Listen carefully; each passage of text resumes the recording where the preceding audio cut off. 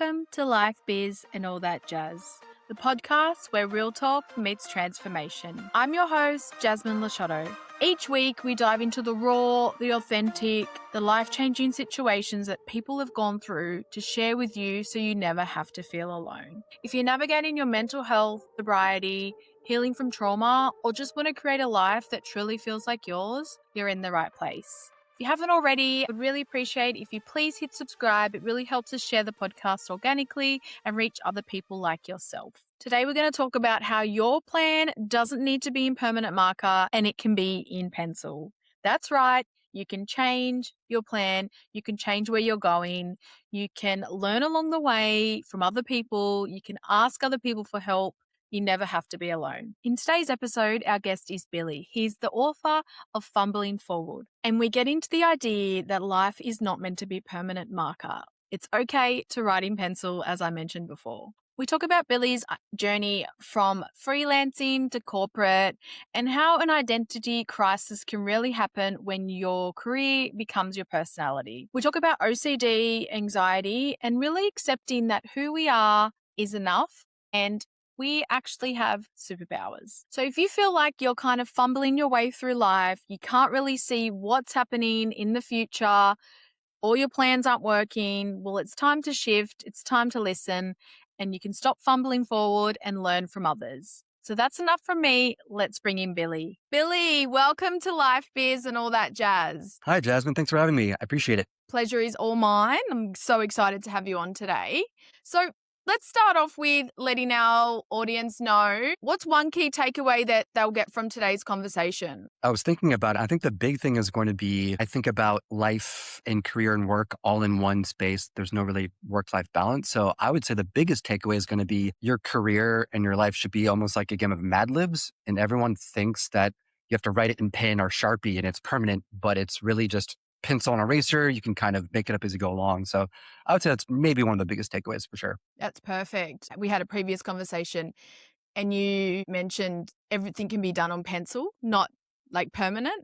I really love that. I read that and I was like, it's such a great way to put it, but it's so simple, but we don't think of things like that. To be honest, I think now that I've almost, 20 years in a career now, I think I used to think about things so seriously. And like, I never take myself seriously, but I take my work and my career seriously. And I always felt like I had to get this right. And I know we've talked about it and maybe it's part of it. Like I do have diagnosed OCD. So I think sometimes it maybe causes me to spin out. So I'm sure that's where a lot of that came from. But now I do try to think about things a little, there's less pressure and more. I kind of feel like everyone's making up as we go along now. And part of growing up is realizing my parents, their friends, all these adults in my life are just grown-up kids running around, making stuff up as they're going along too. So that's kind of how I feel about it. We're all doing life first. This is all our first time. So let's take it back. What was life like before you kind of had your shift? What was life like, in the thick of it? Go back as far as you want, explain as much as you want. Sure. So just a little bit of an origin story. So I basically started freelancing right out of college back in 2011. And I think at that point in my life, young 20s, I was a lot more, carefree, easygoing. I've always been fairly extroverted. And so I feel like stress, anxiety wasn't really a thing. Some history of that in my family, but I just thought like, oh, I'll figure it out eventually. I have plenty of time. Like everyone kind of feels like in their young 20s, you're bulletproof, you're invincible. But I would say that for me, the biggest shift and change came around 2018. So by that point, I had been out of school roughly 7 or 8 years. I was with my wife at that point. We were still just dating, and we actually went abroad for the first time together in, I think it was Dublin, and I was getting ready to propose. Long story short, I had my first kind of major medical episode abroad. There was kind of heart palpitations and other stuff where I ended up in the ER the first night we were there. Mm-hmm. And that came briefly after she actually had her first seizure. So she was eventually diagnosed with epilepsy. After that, stress, anxiety, hypervigilance, kind of layering in that OCD that I've had since I was a kid. I think that all just came to a head. And then that's when I started, I think you called it kind of survival mode. Just everything felt like a 5-alarm fire. I had never really experienced that before. And so that also affected my work life. And that was kind of one of the big reasons why I shifted from freelance to getting my first full-time corporate job. And then, so you're in corporate. and you mentioned something about customer service. I was in hospitality for 10 years and it drained me. And I got through it with coffee and alcohol. And I was never a drinker of mornings, but my relationship was never healthy. And I'm almost 3 years sober. And then when Mm. getting sober is when I actually got diagnosed with ADHD and OCD. So I didn't know. I just thought they always told me that it was just high functioning, all this stuff. I was like, no, that's not right. Kept pushing for it. But I think as well, I'd love to have a bit of a chat about OCD. When did you get diagnosed? You were younger? So it's funny you mentioned that. I was only honestly just diagnosed over the past, I think, roughly 2 years ago. So as an adult, but I've Yes. had it my entire life, I would say. Yes, me too. Yeah, I really resonate with that because I didn't know I had it, but I can look back about 10. I used to do these weird counting things like that. And that really, I think that not knowing that we have certain things and certain attributes it does affect the way that we handle stress, and we just push through and think that this is normal just to be working and getting through and living off coffee or alcohol Yeah. or just to push through. And not everyone is going to be diagnosed with anything, but I think it's understanding that there is another way to live, and it can be happy. Couldn't agree more. I would say when I was a kid, the first time I really noticed, like, oh, I might be a little different. I think a friend mentioned I used to be a lot more kind of, it was like physical tics and things like that. He had mentioned that. I'm like, no one else does this that I know. Okay, maybe I'm a little different. And then to your point, fast forward, I would say it always created almost like a base level amount of, like, I wouldn't say full blown anxiety at that point, but just it's constantly there. It's always, kind of affecting how I interact with people. I'll be honest, over the whole COVID lockdown, going to remote or full virtual for a lot of people, for me, I'll be honest, it was kind of a blessing in disguise because in person Yes. meetings, sometimes I'm extroverted, but I realize when I'm done, like, I'm almost like masking a lot of the time.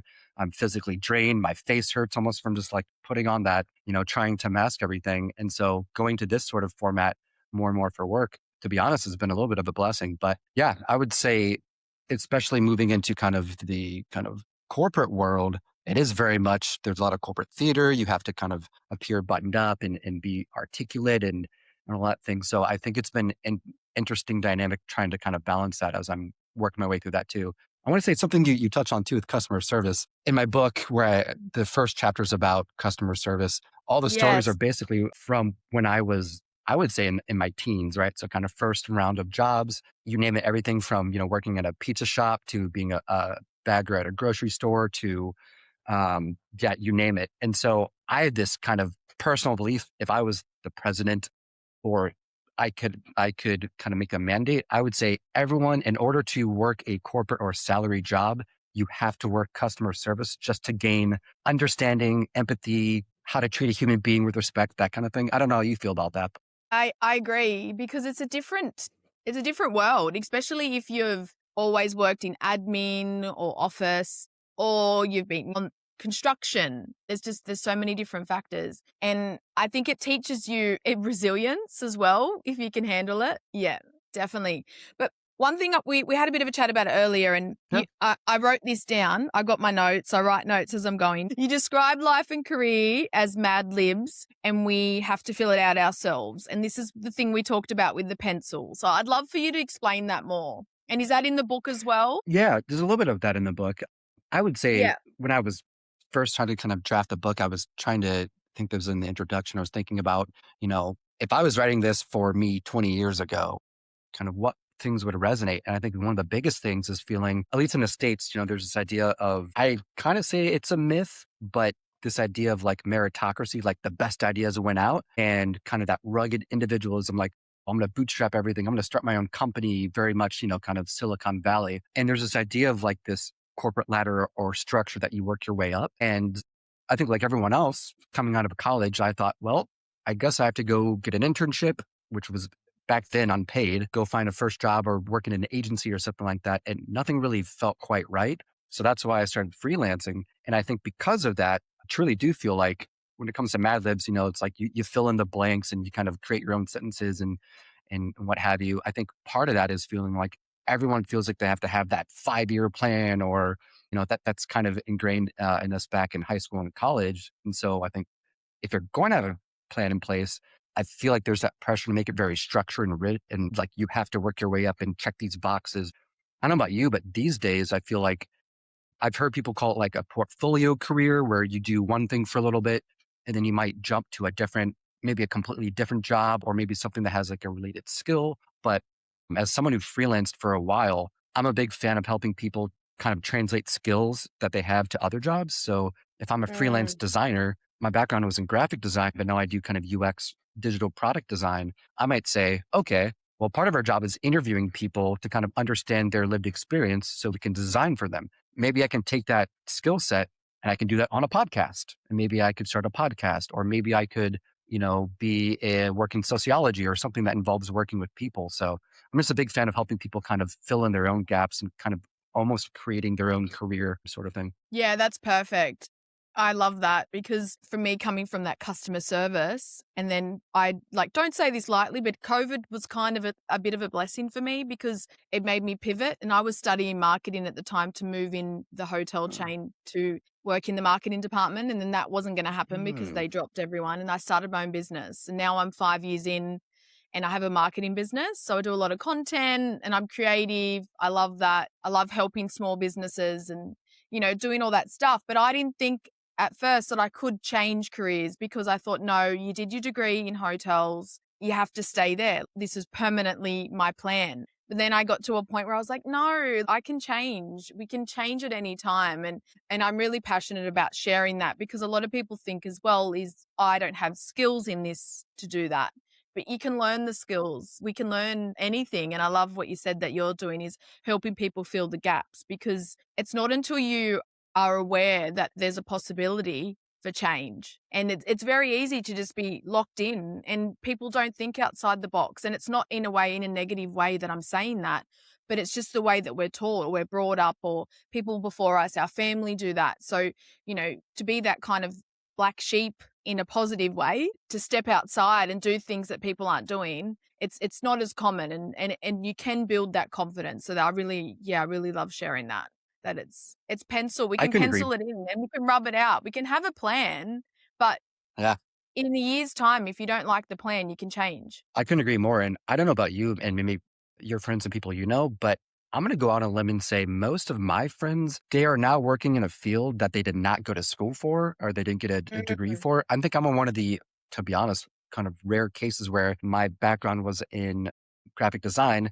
It's a little different, but it's still kind of in that design industry. But Yes. for the most part, most people I know are kind of completely shifted. Like I have friends who went to school to become music therapists and now they are software developers, right? It's like across the board. I feel Wow. like the idea, at least of a college education, I don't know, how, kind of how it works over in Australia, but I know here I've always kind of broken down college as in this, there's like three things, right?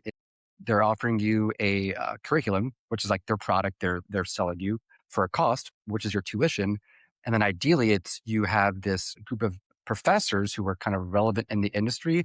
And then you have a network of peers that you can kind of network with and tap into after that. To be honest, I think with the internet technology now, you can find a lot of that curriculum piece online. And to your point, if it's like instead of spending a ton of money and going in debt for 4 years and maybe focusing on one thing, if you think of a skill set, there's definitely either a cheap or free course online where you can start.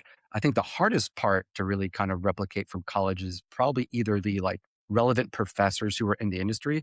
To be honest, back in 2011, my professors weren't really relevant in the industry. So it was nice learning from Yes. them, but they weren't currently doing that thing. But it's really that network of peers. So if you can find that, as well as kind of learn the things they're looking for online, I'm wondering if college did become less and less of a given for people. I don't know. I have plenty of people and friends who are kind of taking different paths when it comes to education. What about you? Yeah, it's similar here in Australia. The cost it is, we pay. You do get a subsidy if you go to a public university. I went to a private one Hmm. only because I originally left school planning to go do computer programming. So I was 17 and I talk about this on one of my early episodes. Yeah, 17, I loved it, but then when I got to almost finish, I did it for like year 11 and 12.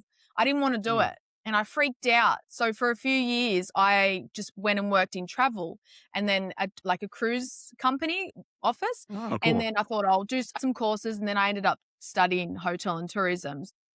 Knowing then that I needed to like decide on to do something was scary. But a lot of people I know that similar to what you were saying, they went to university straight from school and now they don't even do that.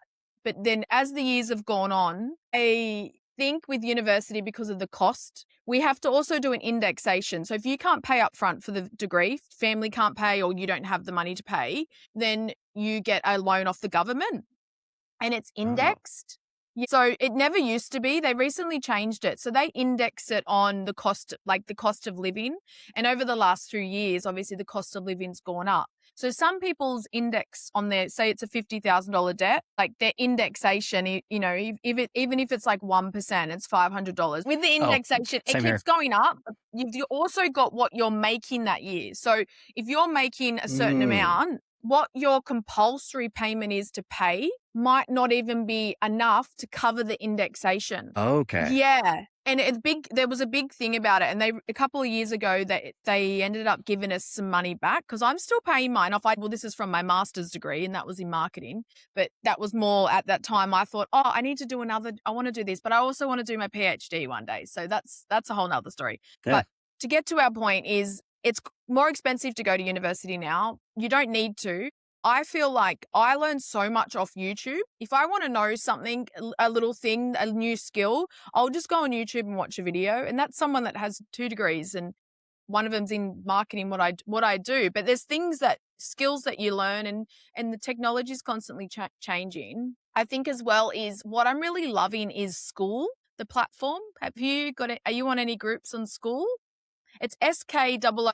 Okay, I've heard of that. There are definitely similar platforms I've used, but not Yeah, that one yeah. So I specifically. recently joined one that is because I do all my content editing and a lot of Hmm. filming I do with products and me and businesses. I'm trying to make a service where I can help small businesses get better quality products without the cost. So I Nice. joined this AI production one so I can, get the product pretty much just they can take a photo of their product, but then I can make 10 lifestyle images from it. Then they don't have to Gotcha. send me the product. I don't have to work hours and hours for them. So you can cut it out. But anyway, that's the things I'm learning. And before you'd need to go to uni to be able to do something like that.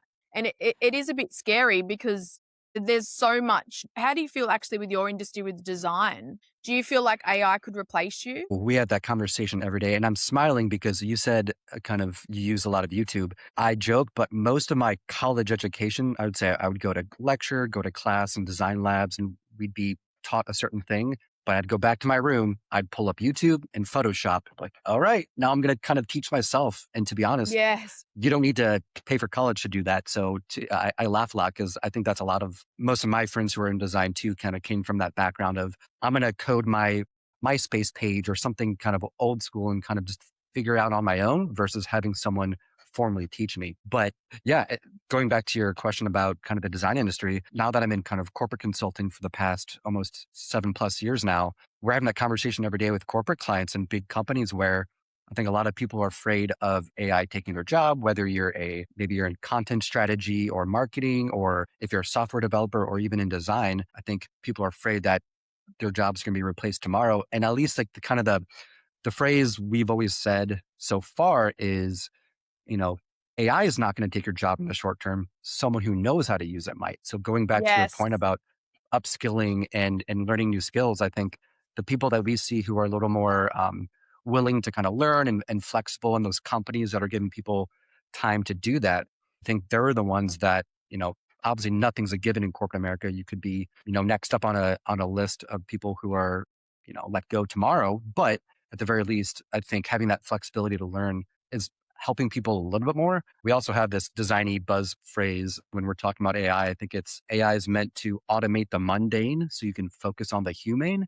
And so most of the time when we're talking about AI with clients, it's like, we want your people who work with you to keep their jobs. We just want them to do less of the boring stuff so they can focus more on maybe face-to-face contact or like the stuff that you can't Yes. really replicate with AI. No, 100%. And I think that's a big thing now with the skills is kind of in wrapping up this whole thread is that you could learn anything. And I think AI is going to be the next big kind of industry where you don't need to go to university. Because I also see I've got a lot of ads that come up on mine from uni and stuff like that. I don't know, obviously what I'm looking at, and also AI stuff. So there's a lot of degrees I can see coming out now. I think unless they make it free, I think it will get to a point that they will end up having to just learn everything ourselves. And it's the time as well. It's a long time. And you've got 19 year olds making more on Instagram talking about beauty products, or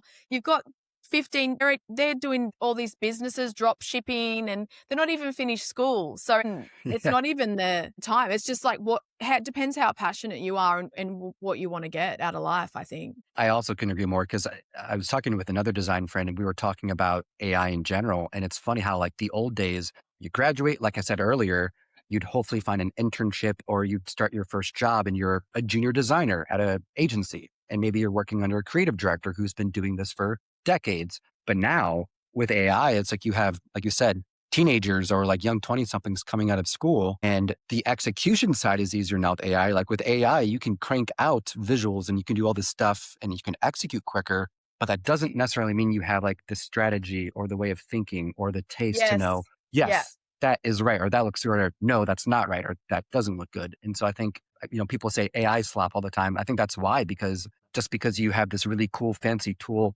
it's like, when to use it, but more importantly, when not to use it, I think. Yes, So yeah, that's exactly. kind of the conversations we're having. That's cool because I'm a real people person, and I prefer to do a Zoom or meet people in person. And to think that I would want to automate too much of my business, there's certain things you want to automate, and this is generally to speed up time and so then I can put back in more. And because I feel like I love my business, but my passion, what I would love to just do for the rest of my life is the podcast and talk to people. This is my passion, and getting out there and spreading the awareness. So having, when you've got something that pays the bills, I will call it, that you enjoy doing, then you can spend time on other things. So I think that's also important to think, especially when it comes to overall of career and what you're doing is, yes, you've got a job and you might enjoy it, or, it's a business, but you still need to have those things on the side, I think are important. Do you have some hobbies? Do you Oh have any man, hobbies?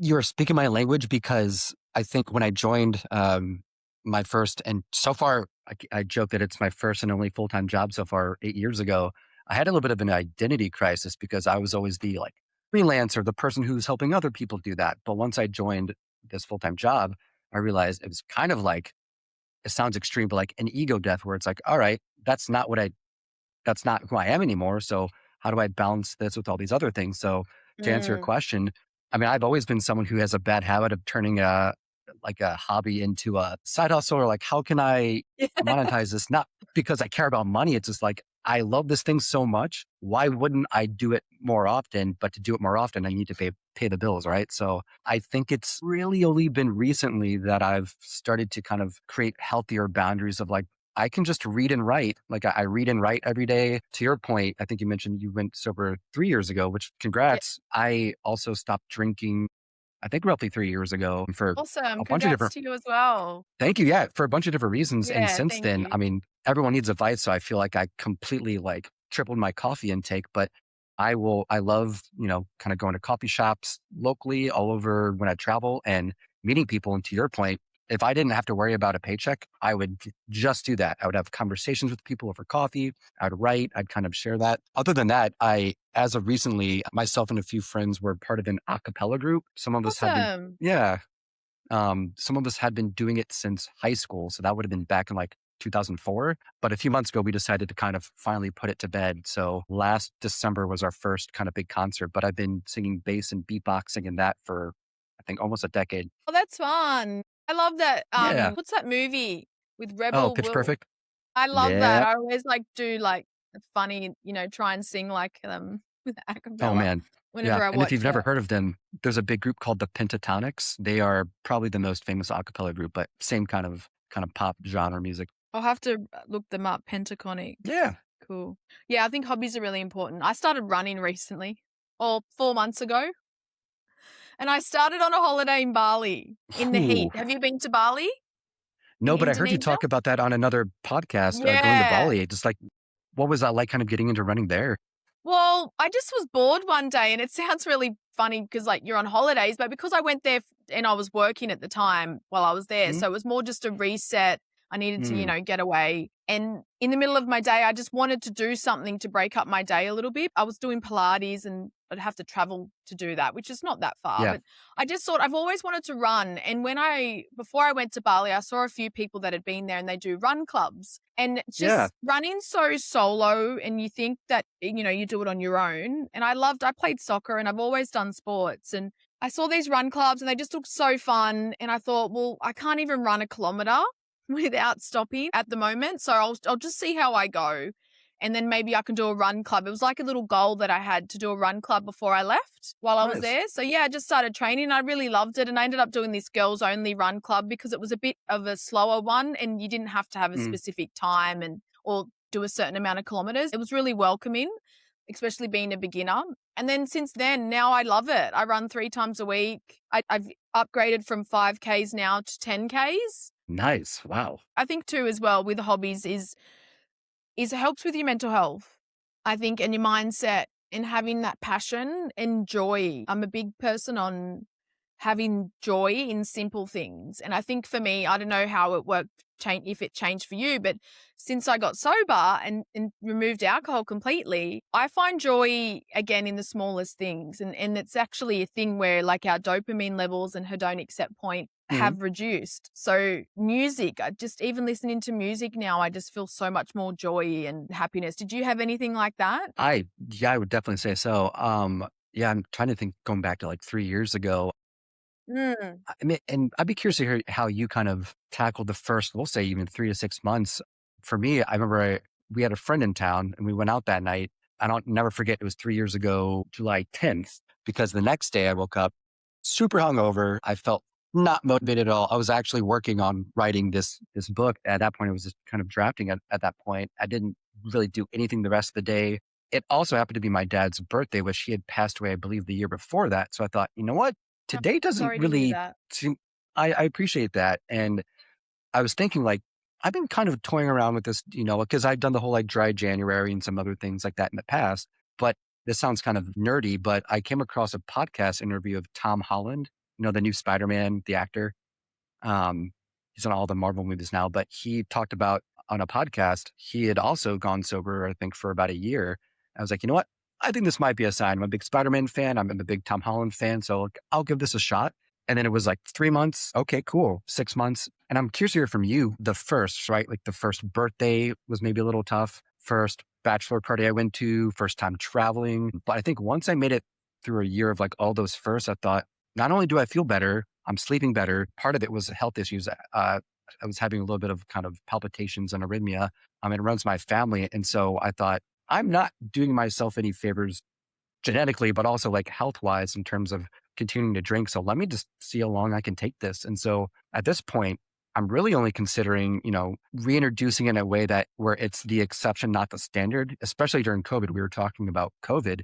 I'm sure a lot of people fell into this trap of, those Yes. first 2 weeks, we were making cocktails every night, splitting a bottle of wine. We were just kind of going ham. And I thought like, okay, this is a pretty unique, maybe a once in a lifetime scenario. But coming out of that, it's like you build habits that become second nature. So now I thought, if and when I do reintroduce drinking, especially with my OCD, I think it's not going to be an issue of like continuing not to drink is the hard thing. The hard thing would be, can I introduce maybe one drink and then go back to not drinking in a way that's very intentional and thoughtful versus if I have another drink, now I'm just kind of back into like, I wouldn't say I ever kind of struggled with alcoholism. It was more just we would drink all the time socially at home.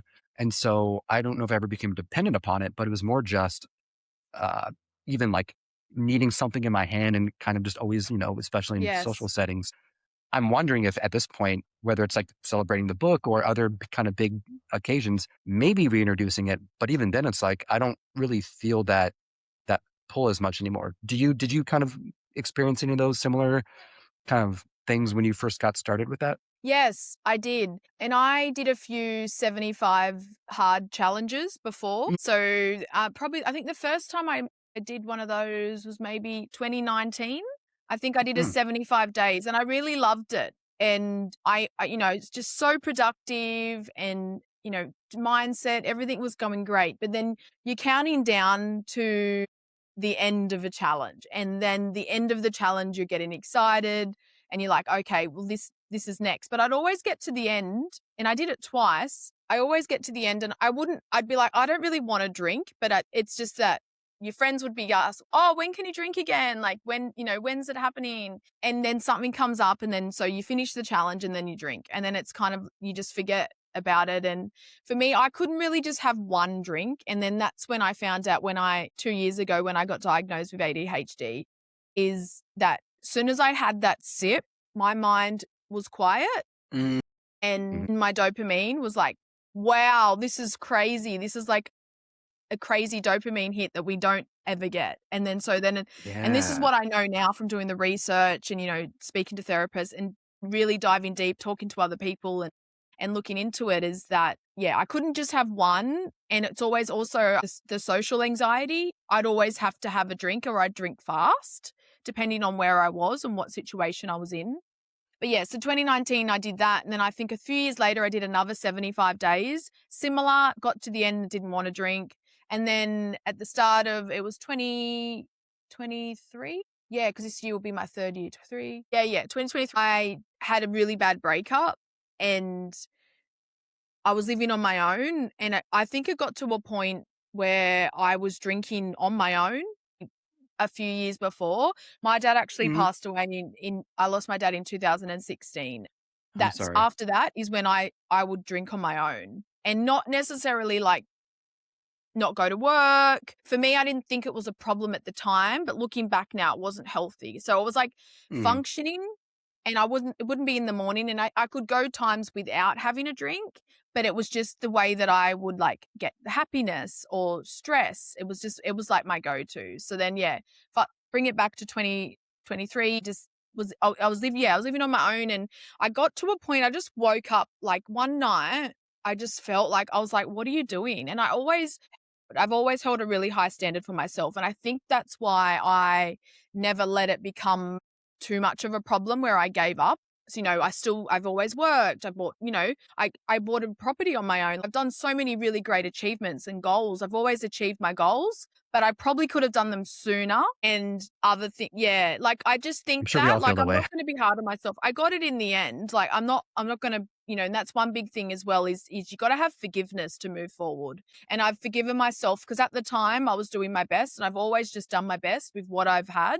And we're all learning. And then when I decided, I just woke up one day, I was like, I'm not drinking again. And I thought, I'll see how far I can go. And I started with substitutes, which I know not a Mm, lot of people can do that. But for me, it was the soda water or mm, there's a lot of non-alcoholic drinks. So I did that a little definitely. bit. For the first few months, I think I just really sat in a lot of feelings and I felt like a lot of things come up and I really dealt with losing my dad properly and lots of other traumas. Like I really just brought everything out that I felt like I was bottling in. And then once that was removed, in a way, it was like I didn't need that escape. And then from there, it just constantly got better and better. And I just really started to uncover more things. And then I decided to give up coffee.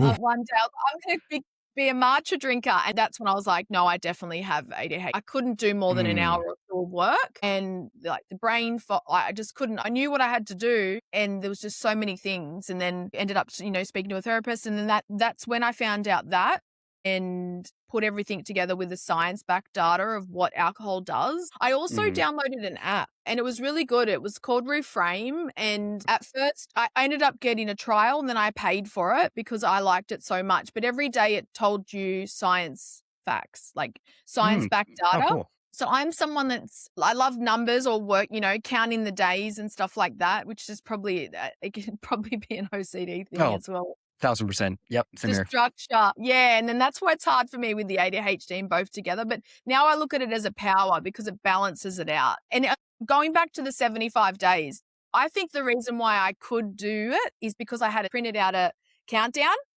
and that was ticking it off was my dopamine hit. So that's like the substitute where, you know, when you have a drink, that's your dopamine hit. So you can work towards things. Your mind can do anything when you've got a goal and you're excited about it. In general, like anyone can do that. Oh, I'm curious to know from your perspective too. So, especially with kind of OCD, I feel like you said it something about a superpower, and I love that because I think it took a long time for me to realize, like, yes, this thing that caused me a lot of initial stress and anxiety and worry, Yeah, certain things I can like lose myself in. So I feel like it's easy to enter certain flow states, maybe a little easier than others might, and I can build routines and habits really quickly. Some aren't always the best, but also it's like that the ability to do that. And then to your point, being able to kind of track doing a thing over a period of time, I feel like that also, I feel like I realize, especially with the whole not drinking thing, that I think I wrote a Medium post about it. About that's the first time I realized, like, oh, I can do hard things. Like in the past, I never really considered myself the most resilient or, what have you. But I realized, like, oh, this is the first time I'm looking around. And after that, all my friends were like, I had certain people come to me. And the funny thing is, certain people would come to me and ask, just like, hey, you're doing this thing. And I have always been a little curious, like, how did you approach it? And then I noticed the friends of mine that maybe gave me the most crap and most grief for it, whether we're at a party, they'd constantly just kind of, give me crap. I realized, oh, this isn't a me thing. You're also someone who might need to kind of reevaluate your own relationship with alcohol. And now some of them are also now sober. So it's interesting that's seeing what the awesome. dynamic looks like socially, but also with that OCD. That's a long way of also wanting to ask you. You said something about you having kind of high standards for yourself.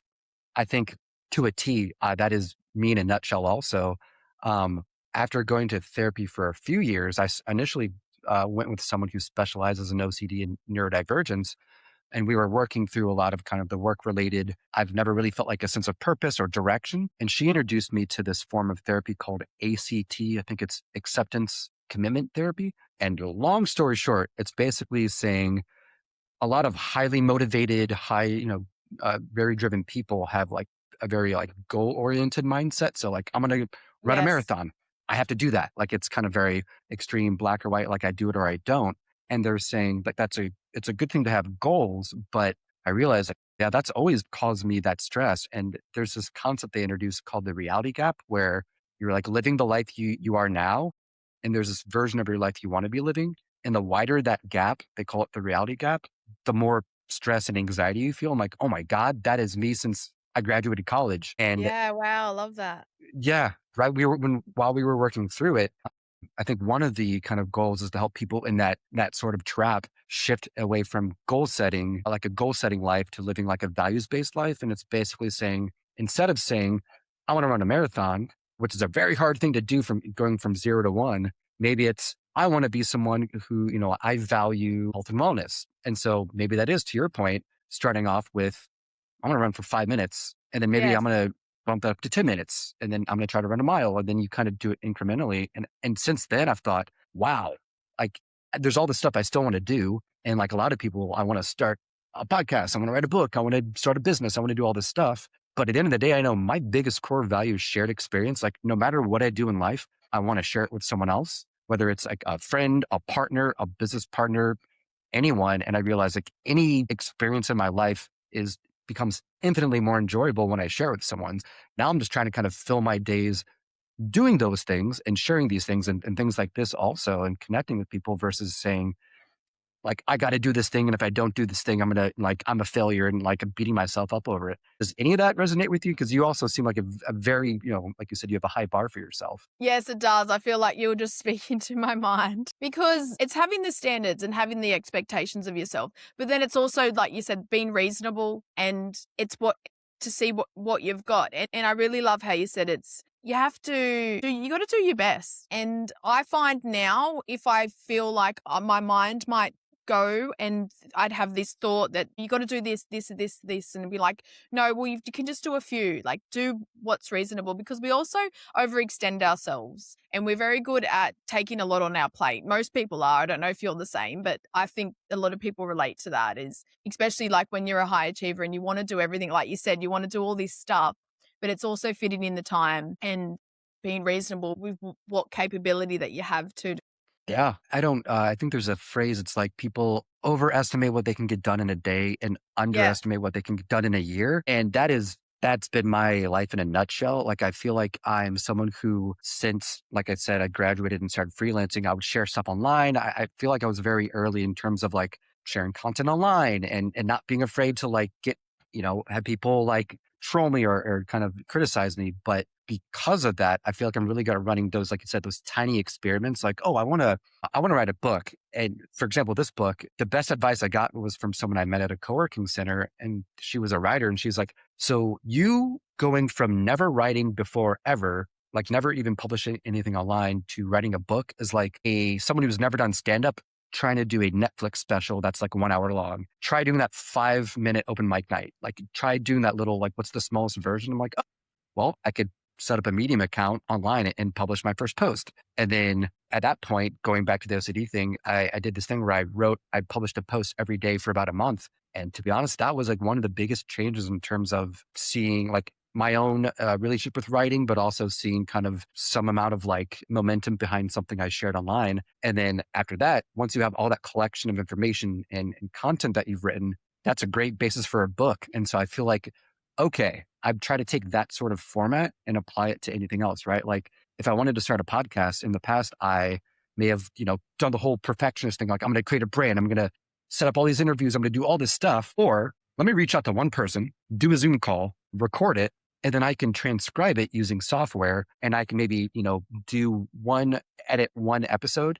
And if I enjoyed it and I realized like, okay, this isn't the worst thing ever, that maybe I'll do another one and another one. So I'm curious, like, is that how you approached starting this podcast, or how did you go about that? Well, I wanted to start it for years. And the reason why I didn't is because I wasn't ready. Hmm. I was like, I'm not ready. Like, exactly when you said that about having the brand and doing everything and getting it done. And I never really thought about it at the time, how you have. So I think you've really explained it quite well. And knowing that we don't have to dive straight in to begin with. And with myself, with this, I used to do like a lot of content, sharing content on Instagram and stuff like that, just kind of talking about mental health and different topics. So I've always liked to talk to the camera. And then I started to write, like I love journaling. And then I thought, well, this is something I could do in a podcast. So at first I only did audio.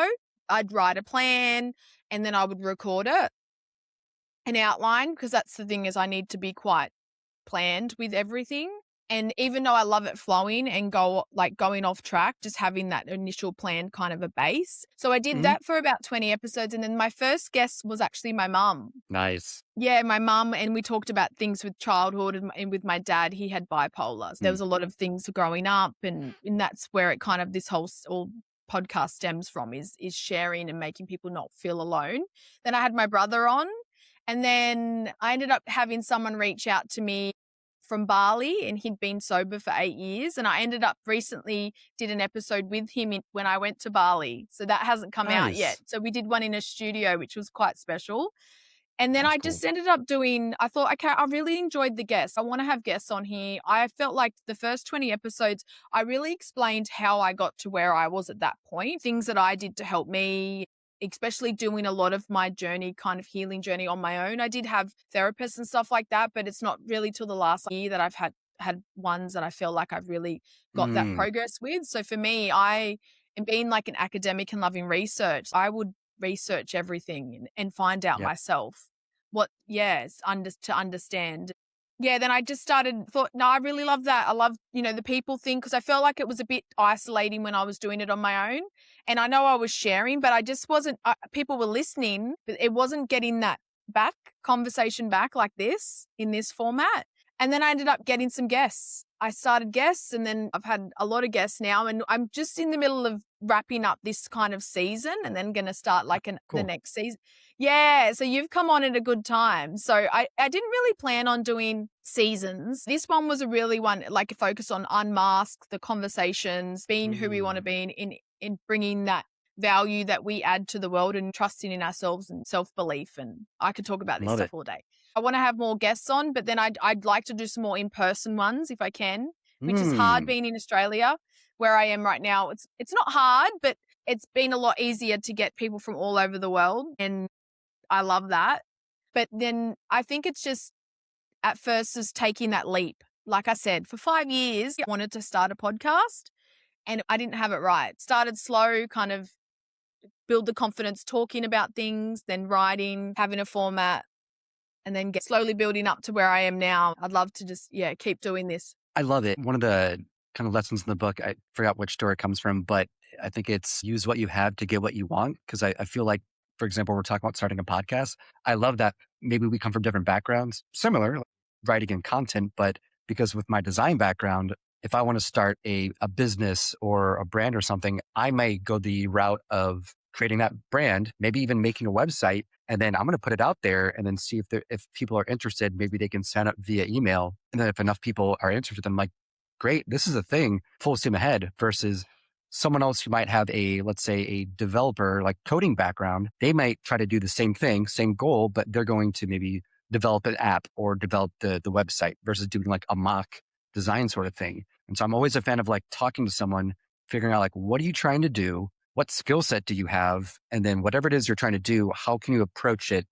To your point, we're talking about like a tiny experiment using the skill set you have. Because I think a lot of people say like, I want to create an app, but I don't know how to develop. So I guess I'll never be able to do this thing. I was like, well, it's hard. And that's eventually you'll have to find someone to do that. But these days with, technology and like we said earlier, all the learning platforms and websites, you can at least learn enough to do one thing. And then eventually, once you grow it using the skill set you have, you can then go to someone and say, hey, person who knows how to code an app, I tried my best. I made this like prototype that doesn't really work, but like, this is what I'm trying to do. Can you help me? Versus starting from scratch. I feel like it's always easier to edit than to create something from scratch, if that makes sense. That's a really good way to explain it, because I think as well is knowing that you need to probably ask for help. If you want to do certain things, sometimes it's asking for help or having the conversations, because I do that more now. And I think the way that you kind of put it out there and test things. So for me, I would be like, I do all this planning, ideas, and then just start it. And it's not always worked that way. Like you were saying before about hobbies, starting hobbies into businesses. I've tried that multiple times. And then the dopamine hit runs away, and it's all the strategy and the planning and everything's it's all just developed. And then I'm like, oh, okay, I'm over it now. Yeah. Yeah. I try to find ways of, even if I'm talking with friends about like, how can you do a thing now that's not like you're not committing to the thing, long term. Like a while back, I hosted it was like a writing workshop at the co-working center I used to work at. And I didn't tell anyone that people came. I think there was around 40 people who came, and it was helping people get set up on, at that point, it was Medium.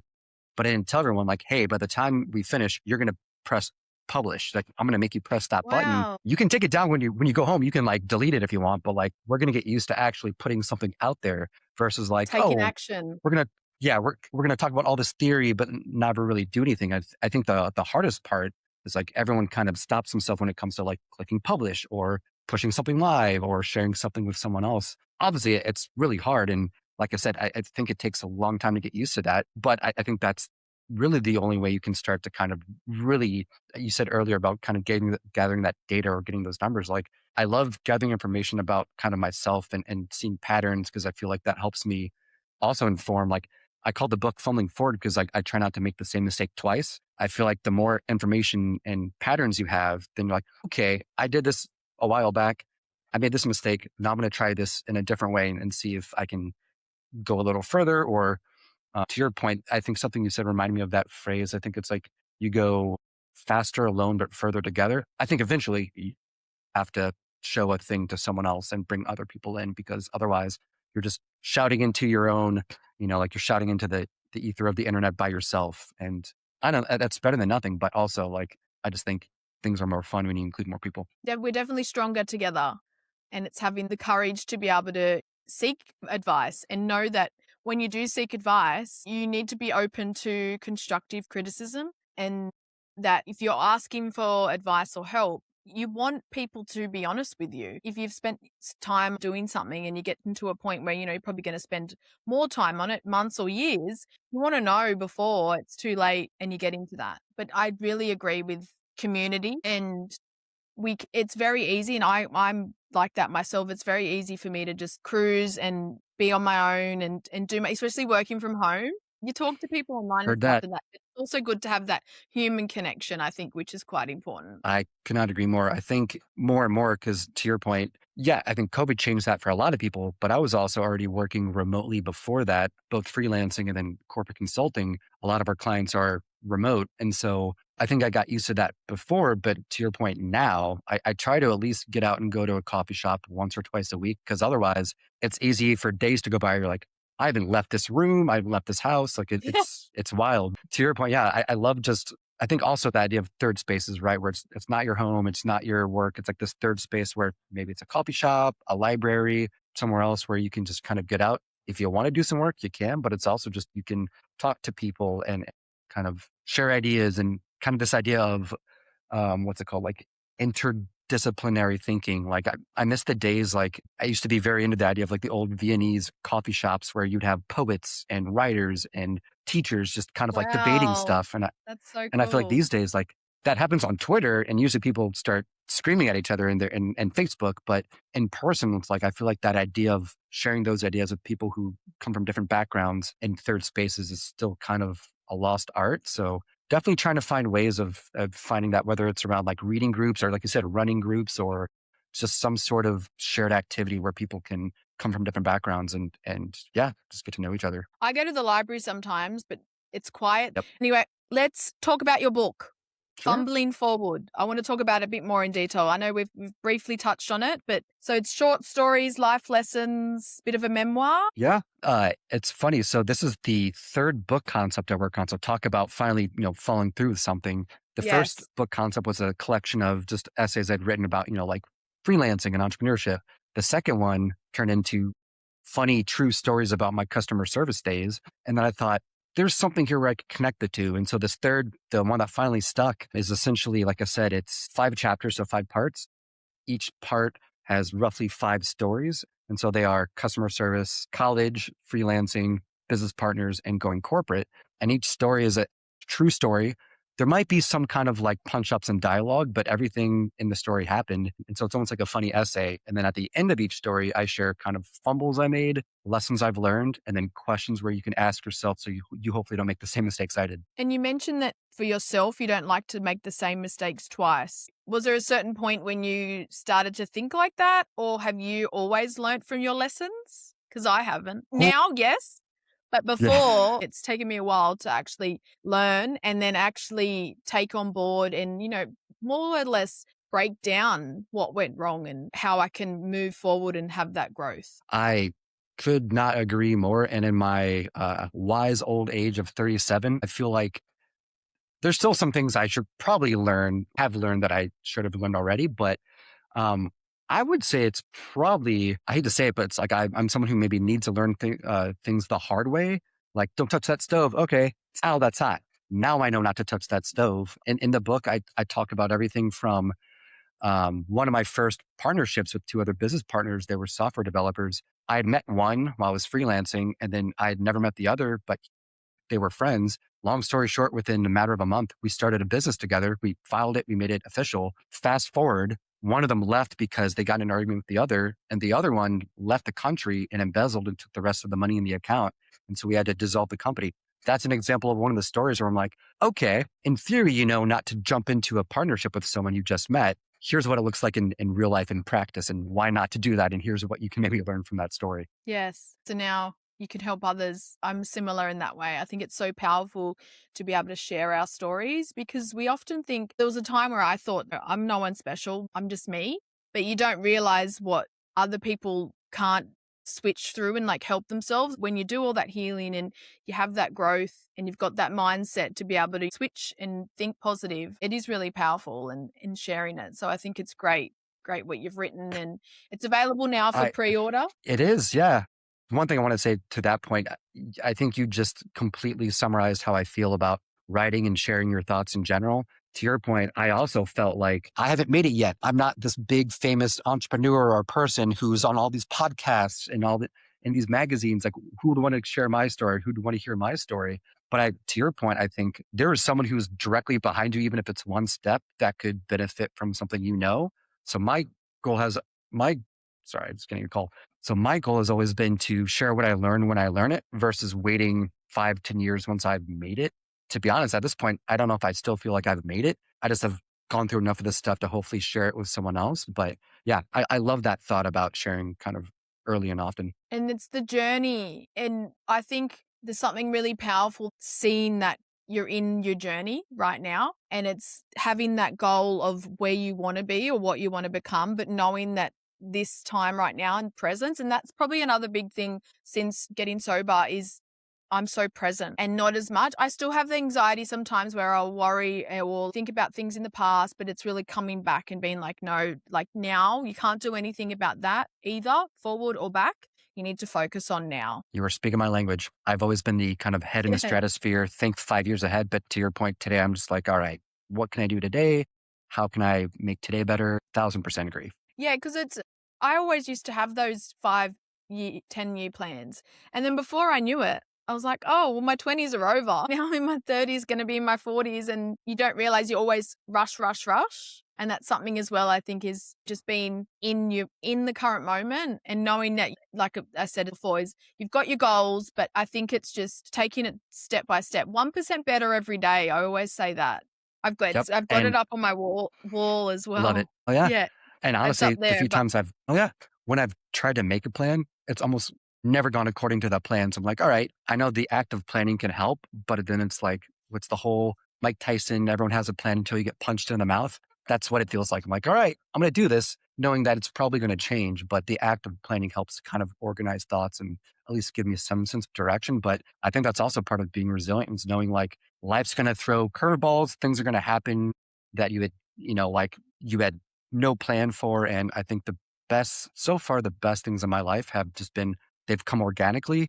Granted, I've maybe done some things to put myself in that position, but it's very much like a lot of it's luck and serendipity and yeah, just kind of being open to that and then kind of acting on that when it does happen, I guess. I think being open to it, and it can be quite hard if you are a rigid person or you're a high achiever or you're a planner, is to be off track. But this is Mhm. comparing it to my travel stories, and this is the best way I can explain it. So, if you're listening and you're thinking, I just can't not plan and I need everything to be the way I want it to be. Well, the best travel holidays I have had were off the beaten track. Mm. Literally, one of my favorite, I love Italy. I'm half Italian. That's my Ooh, cool. heritage.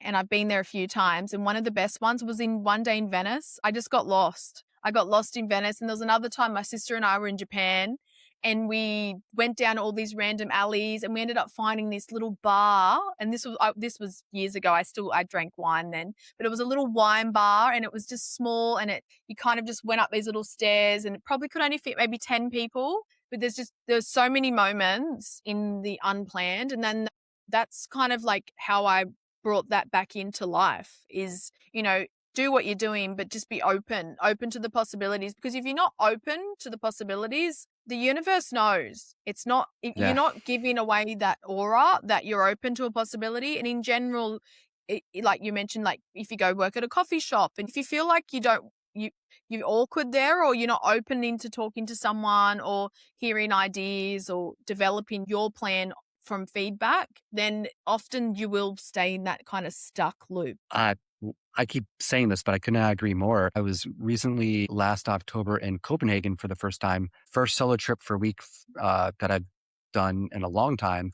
And I realized I'm better at meeting people when I'm abroad by myself when I'm at a coffee shop because I'm willing to say, hey, I'm not from here. Are you from here? Most of the time they said, no, I'm actually, a student or this or that. But it gives you a reason to start talking to someone versus here in St. Louis.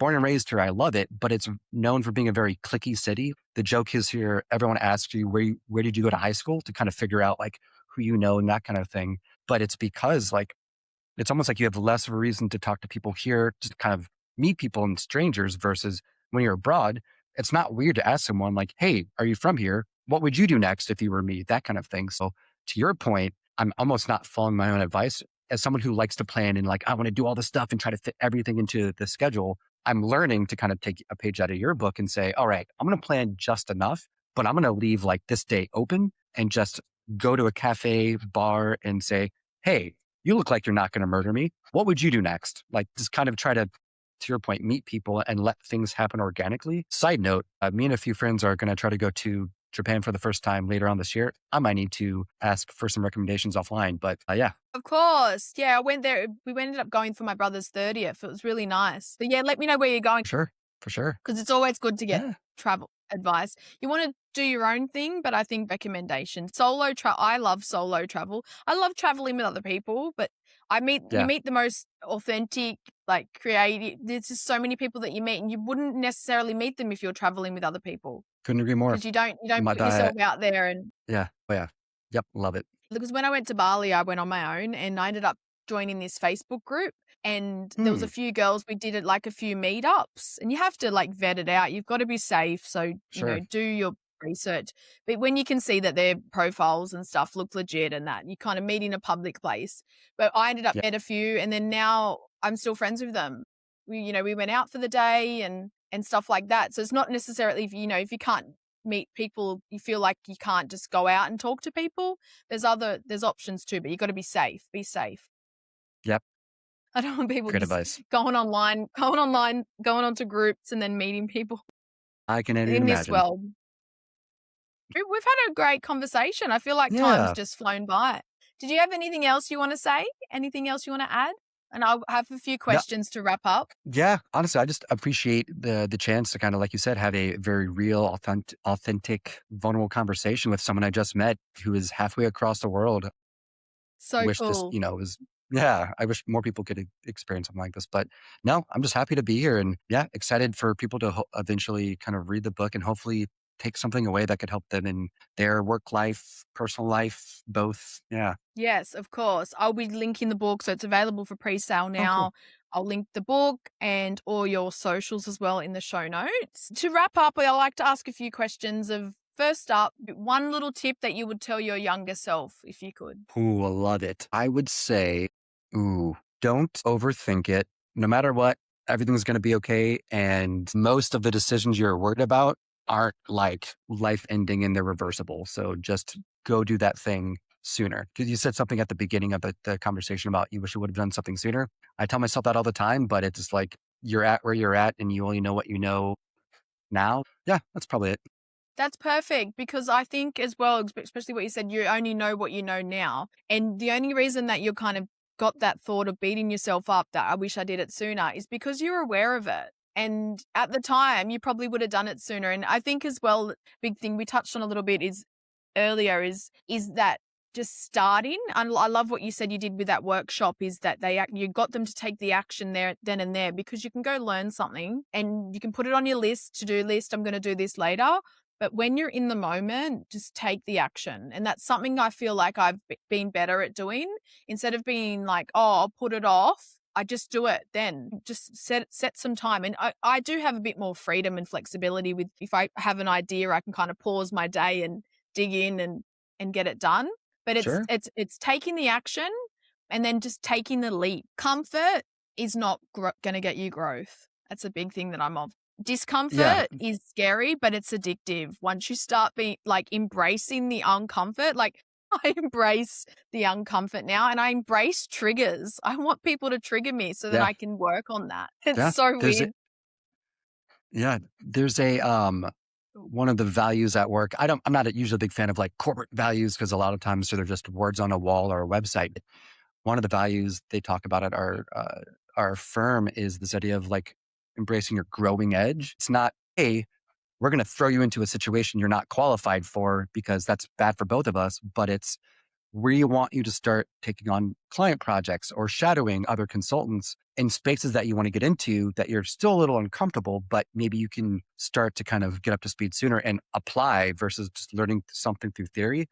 I'm someone I know a lot of people are similar in that, like, you can tell me something, but until I apply it, I'm really not going to understand it or truly be able to apply it in another setting. So Yes. the idea of that growing edge is like, how can you push that growing edge more versus just like leaping into the deep end and maybe you're not, maybe it's dangerous, maybe it is something you're not qualified for. But so just like pushing that growing edge more and more. Perfect. Do you have any mantras? Any mantras Oof. or quotes? Mine's progress, not perfection. Yeah. That's basically one of mine too. A while back, I started a newsletter called The Imperfectionist that was basically like that. Other mantras. It's funny because I feel like there's all these lessons in the book and a lot of them come from like you said, things I kind of tell myself. But I do think like a lot of it's just related to starting something now, and progress over perfection for sure is one I've kind of gone to a lot. That's an interesting one. I'm gonna have to think on that and come back. But a lot of them are kind of related to that same idea of like, it's not going to get this sounds a little like dark or, cynical, but the older I get, it's never going to be easier than it is today. So if you want to do a thing, Yes. it's only going to get harder. You're only going to become more rigid and set in your ways. So there's that. And then to be honest, I think a lot of it in the book is also based around this idea of like trying something I've done a lot better with now through therapy and meditation and mindfulness and journaling is listening to that inner child and finding Yes. ways of like connecting with other people's inner children. Because I think as I've gotten older, part of me said I need to be super serious and I want people to take me seriously and I want to be a leader. But I know deep down inside, I mean, I'm an adult named Billy. Like I used to try to rebrand myself as William, but I was like, that doesn't fit. So like, what does my inner child think and like, what would they be proud of? So I try to make more decisions based off that. So that's I guess, a mantra or like a mindset. I love that. Thank you for sharing that. Yeah. Yeah, that's a good one. And I think as well is with the inner child, that's really important. That's a whole nother thing I could talk about is that being in touch with your inner child. You have to bring it out. I've got a picture on my desk and it's me. It's a magnet. My mum must have made it when I was like 5. I'm literally like 5 Yeah. and I'm dancing on a table. I wouldn't dance on tables now, but it's just that seeing that like I'm just carefree, like that's before anything, before society conditioning something. And I used to have it on my mirror in the bathroom, but now I kind of just because I wanted like when I was really going through it, just to connect and just being like, do it for her. And I think that's really Hell important yeah. is that who we are today, like we're adults, but then again, we're all just big grown up kids. It's Yep. having that relaxed fun and knowing that life, we don't have to take things serious. We have to follow the rules to an extent and do the certain things in life, pay our bills and taxes, but then everything Yeah. else doesn't need to be as serious. Yeah. Yeah. I always say kind of like everything else is made up and everyone else is kind of running around making up their own rules. So like as long It, as you're not hurting someone else, then hey, who's to say you can't do this for a job or have this as a hobby still as an adult or whatever that is. But yeah, I think the friends of mine that I'm closest to and I've been closest to the longest, I feel like we acknowledge that like we embrace play. We figure out like, yes, like we are our kind of best, most authentic selves when we're just goofing around having fun. And yeah. yeah, to your point, I think society definitely kind of like whittles that down and like sands that over and it's like, no, you got to get serious. But it's like, why? Who says? Like, yeah, I don't know. I definitely, yeah. To your point, I could have a whole nother conversation about that for sure. Yeah, I know what you mean. And I think too is a big thing is we are the main character of our life. It's like we get to tell the story. And we have free will. That's something that I've really been like embracing is the free will. We have the free will. And I think this really wraps up our conversation quite good where we started with the penciling and Uh, permanent marker and just the whole thing is that having it penciled in means we can change at any time. Doesn't have Love to it. be I set. think you're right. That's the perfect kind Well, of cherry on thank top. you for your time. Like we said, we can keep talking, but we've got time. Time's always a big thing, but I Yeah. really appreciate you being on the show. I'm so excited for this episode to come out. And as I mentioned before, I'll Yeah. link all your details in the show notes. Jasmine, thank you so much. I appreciate it. And it was really nice getting to hear your story too and know you a little bit better. And anything I can do to also help share the podcast or, whatever else, I'd love to help any way I can. Yes, of course. I will let you know. And then to everybody else listening, remember it's progress, not perfection. And I'll see you on the next episode.